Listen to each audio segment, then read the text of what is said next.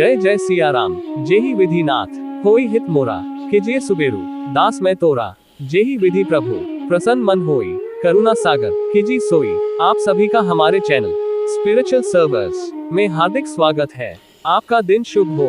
सीताराम सीताराम। श्री रामायण कथा अरण्य कांड भाग 1। दंडक वन में विराध वध। सीता और लक्ष्मण के साथ राम ने दंडक वन में प्रवेश किया। वहां पर उन्हें ऋषि मुनियों के अनेक आश्रम दृष्टिगत हुए।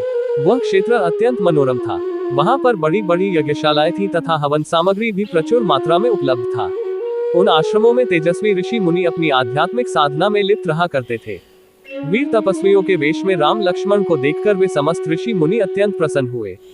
राम सीता और सीता का समुचित सत्कार करने के पश्चात वे बोले, हे राघव, यद्यपि आप वन में हैं किंतु हमारे लिए आप ही राजा हैं। हम वनवासियों की रक्षा करना आपका परम कर्तव्य है। आत्मचिंतन में व्यस्त रहने वाले यहाँ के निवासी तपस्वियों को दुष्ट राक्षस निर्विघ्न रूप से ईश्वर आराधना नहीं करने देते। वे उनकी तपस्या में विघ्न तो डालते ही हैं, साथ ही साथ निरपराध तपस्वियों की हत्या भी कर डालते हैं। इसलिए हम आपसे आग्रह करते हैं कि हे रघुनंदन, आप उनसे हमारी रक्षा करें। रामचंद्र ने उन्हें आश्वस्त किया कि वे शीघ्र ही इन राक्षसों का विनाश कर इस क्षेत्र को निरापद कर देंगे। वहां से उन्होंने महावन में प्रवेश किया, जहां नाना प्रकार के हिंसक पशु और नरभक्षक राक्षस निवास करते थे। ये नरभक्षक राक्षस ही तपस्वियों को कष्ट दिया करते थे। कुछ ही दूर जाने के बाद बाघंबर धारण किए हुए एक पर्वताकार राक्षस दृष्टिगत हुआ। वह राक्षस हाथी के समान चिंघाड़ता हुआ सीता पर झपटा। उसने सीता को उठा लिया और कुछ दूर जाकर खड़ा हो गया। उसने राम और लक्ष्मण को संबोधित करते हुए कहा, तुम धनुष बाण लेकर दंडक वन में घुस आए हो। ऐसा प्रतीत होता है कि तुम्हारी मृत्यु निकट आ गई है।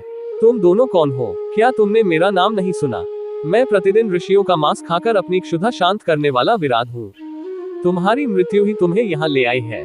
मैं तुम दोनों का अभी रक्तपान करके इस सुंदर स्त्री को अपनी पत्नी बनाऊंगा। उसके दंभयुक्त वचनों को सुनकर राम लक्ष्मण से बोले, भैया, विराध के चंगुल में फंसकर सीता अत्यंत भयभीत एवं दुखी हो रही है। मेरे लिए यह बड़ी लज्जाजनक बात है कि कोई अन्य व्यक्ति उसका स्पर्श करे। पिताजी की मृत्यु तथा अपने राज्य के अपहरण से मुझे इतना दुख नहीं हुआ जितना आज भयभीत सीता को देखकर हो रहा है। मुझे ये भी नहीं सूझ रहा है कि इस दुष्ट से सीता की कैसे रक्षा करूं। राम को इस प्रकार दीन वचन कहते सुनकर लक्ष्मण ने क्रुद्ध होकर कहा, भैया, आप तो महापराक्रमी हैं। आप इस प्रकार अनाथों की भांति क्यों बात कर रहे हैं? मैं अभी इस दुष्ट राक्षस का संहार करता हूँ। फिर विराध से बोले, रे दुष्ट, अपनी मृत्यु के पूर्व तू हमें अपना परिचय दे और अपने कुल का नाम बता। विराध ने हंसते हुए कहा, यदि तुम मेरा परिचय जानना ही चाहते हो तो सुनो। मैं जय राक्षस का पुत्र हूँ। मेरी माता का नाम शत्रदा है। मुझे ब्रह्मा जी से यह वर प्राप्त है कि किसी भी प्रकार का अस्त्र शस्त्र न तो मेरी हत्या ही कर सकती है और न ही उनसे मेरे अंगों छिन्न भिन्न हो सकते हैं। यदि तुम इस स्त्री को मेरे पास छोड़कर चले जाओगे तो मैं तुम्हें वचन देता हूँ कि मैं तुम्हें नहीं मारूंगा। विराध के वचनों से क्रोधित राम ने उसे तत्काल तीक्ष्ण बाणों से बेधना आरंभ कर दिया।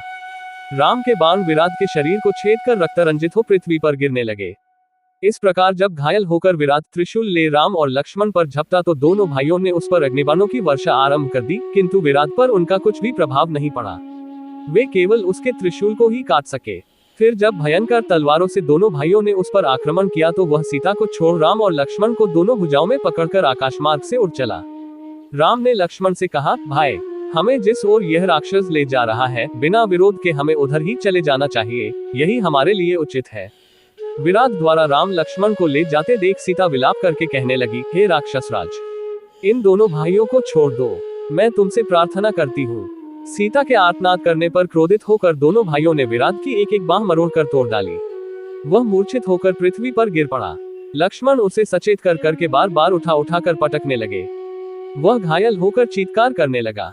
तभी राम बोले, लक्ष्मण, वरदान के कारण ये दुष्ट मर नहीं सकता, इसलिए यही उचित है कि हमें भूमि में गड्ढा खोदकर इसे बहुत गहराई में गाड़ देना चाहिए। लक्ष्मण गड्ढा खोदने लगे और राम विराध की गर्दन पर पैर रखकर खड़े हो गए। तब विराध बोला, प्रभु, वास्तव में मैं तुम्बुरु नाम गंधर्व हूँ। कुबेर ने मुझे राक्षस होने का शाप दिया था। मैं शाप के कारण राक्षस हो गया था। आज आपकी कृपा से मुझे उस शाप से मुक्ति मिल रही है। राम और लक्ष्मण ने उसे उठाकर गड्ढे में डाल दिया और गड्ढे को पत्थर आदि से पाट किया। सारा वन प्रांत उसके आर्तनाद से गूंज उठा। जय जय सिया राम। आगे की कथा भाग 2 कल आपको पुनः मिलेगी। आप सभी का दिन शुभ हो। हमारे चैनल पर बने रहने के लिए लाइक, फॉलो और सब्सक्राइब करें। जय जय सिया राम।